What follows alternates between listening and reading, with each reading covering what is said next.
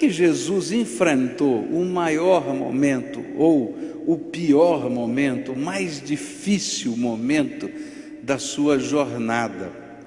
Porque naquele instante, naquela semana, desde quinta-feira à noite até o domingo da ressurreição, aconteceram as coisas mais complicadas na vida de Jesus. Naquele momento ele tinha que se despedir dos seus discípulos. Naquele momento ele tinha que confrontar um traidor. Tinha Judas lá.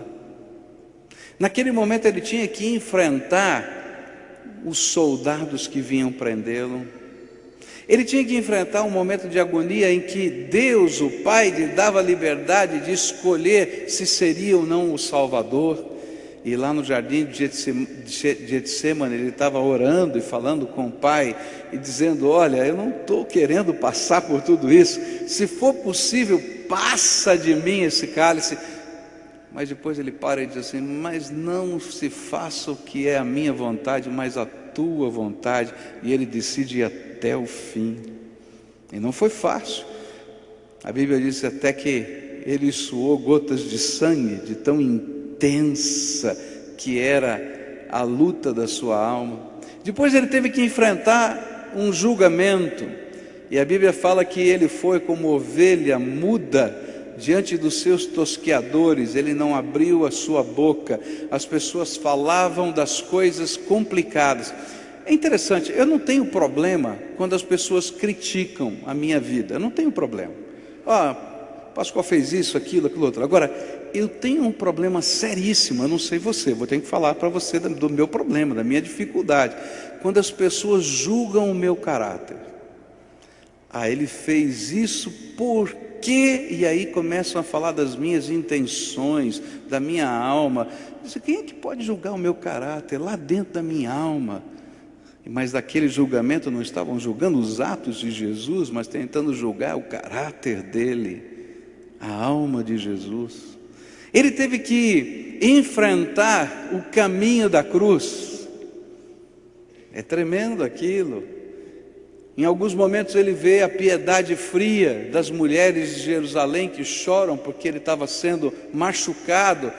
E ele diz: vocês não estão entendendo nada, não chorem por mim, mas chorem pelos seus filhos, porque vocês não sabem o que vai acontecer nessa cidade em poucos anos. Naquela semana ele teve que enfrentar a cruz do Calvário, os cravos, a vergonha, o deboche.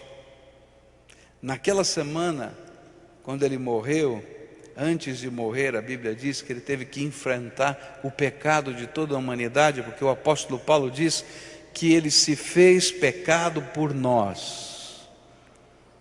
O Santo de Deus se tornou pecado. Ele teve que enfrentar a separação entre ele e o Pai, porque ele se fez pecado por nós. Ele teve que descer ao Hades, o lugar que nós chamamos de inferno.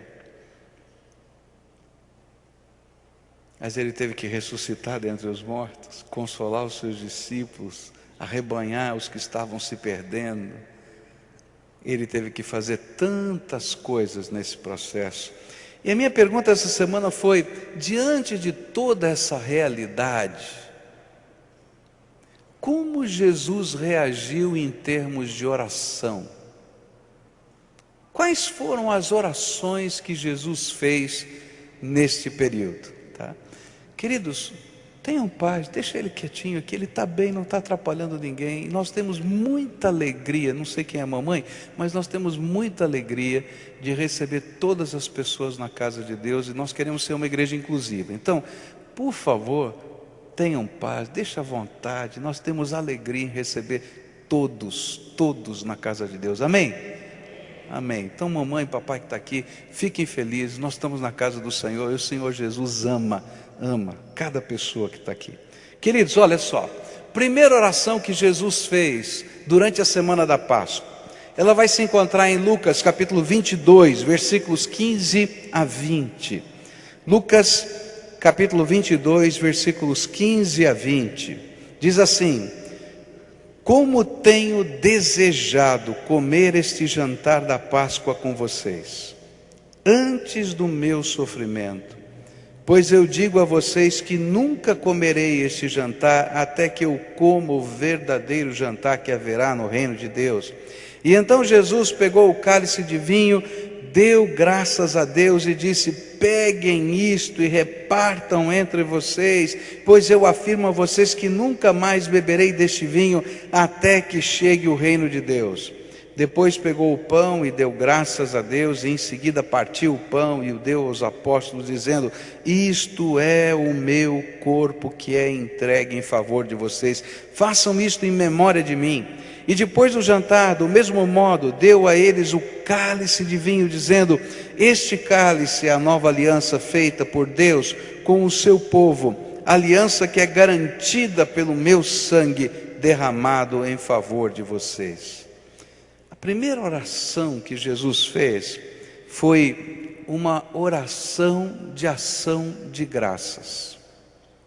Agora, não foi dar graças por coisas tremendamente boas do ponto de vista pessoal.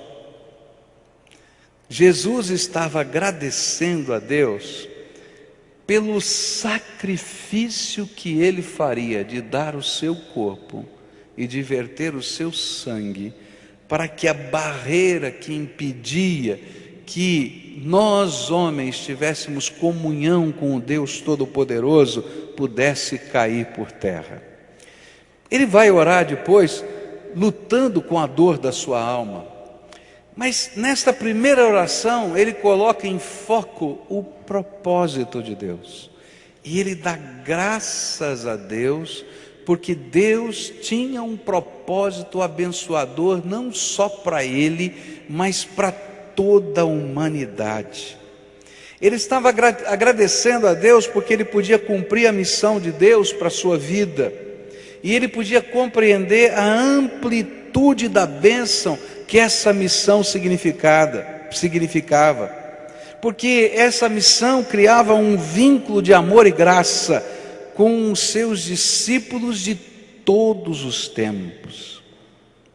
E a lição que esta oração me apresenta é que vale a pena e é motivo de alegria cumprir toda a missão que Deus tem para nós, mesmo naqueles dias em que a missão parece difícil demais. Eu não sei como é que é na sua vida, eu vou falar um pouquinho da minha vida. Tem momentos que a gente tem vontade de desistir, não é verdade? Tem coisas que vão acontecendo na minha vida e na sua vida, em que a gente tem vontade de dizer: não, chega, já deu, já foi. Eu me lembro alguns anos atrás, em que eu estava vivendo um problema com o pastor dessa igreja já, muito complicado. E aí um dia eu entrei no meu escritório, fechei a porta do meu escritório e fui fazer uma oração complicada. E disse assim: Deus, eu quero pedir permissão para ir embora, eu quero deixar essa igreja. Porque a gente não está aqui por outra razão, a não ser pela vontade de Deus. Deus nos colocou aqui e é Ele que tem que nos tirar. E ele disse: eu estou cansado, eu quero ir embora. E eu reclamei da missão que Deus tinha me dado. E aí então naquele dia que Deus fala conosco, e Ele é tremendo quando fala conosco, Ele disse assim: se você quer ir, vai embora. Agora você vai sozinho, porque você não cumpriu a missão que eu deixei para você fazer. E aí eu entrei em choque, falei: mas eu não quero ir sozinho, eu só quero que você me dê permissão para o senhor ir comigo. Ele falou: não, você não terminou a missão, eu tenho um propósito para a tua vida, no meio das lutas, das tribulações, das dificuldades que você tem enfrentado. E queridos, isso já faz, não sei exatamente quanto tempo, mas bem mais de 10 anos. E eu louvo a Deus porque o propósito da missão de Deus em determinados momentos da nossa vida é difícil, é penoso, a gente chora, mas quando a gente permanece no propósito da missão de Deus, a gente pode ver com alegria os frutos e dar graças a Deus. A beleza da oração de Jesus, da primeira oração de Jesus, é que ele ainda não tinha visto fruto, mas pela fé, ele antecipou o fruto antes da sua dor, do seu sofrimento, e deu graças a Deus pelo pão e pelo vinho que fazem parte do memorial da ceia do Senhor, para dizer: olha, o meu corpo e o meu sangue têm um propósito, e esse propósito são vocês que estão aqui com uma semente de tudo quanto Deus vai fazer ainda. E se hoje você está aqui, você foi fruto da gratidão de Jesus, que anteviu você séculos depois e disse: foi por você, e você é a minha alegria. Por isso, quando Ele nos convida a partilhar a ceia do Senhor, o pão e o vinho, Ele nos convida a celebrar a alegria que Ele anteviu lá. Então a oração de Jesus na Páscoa nos ensina a antever pela fé que toda a missão de Deus tem propósito, e ainda que eu não entenda agora, um dia eu vou me alegrar no propósito de Deus.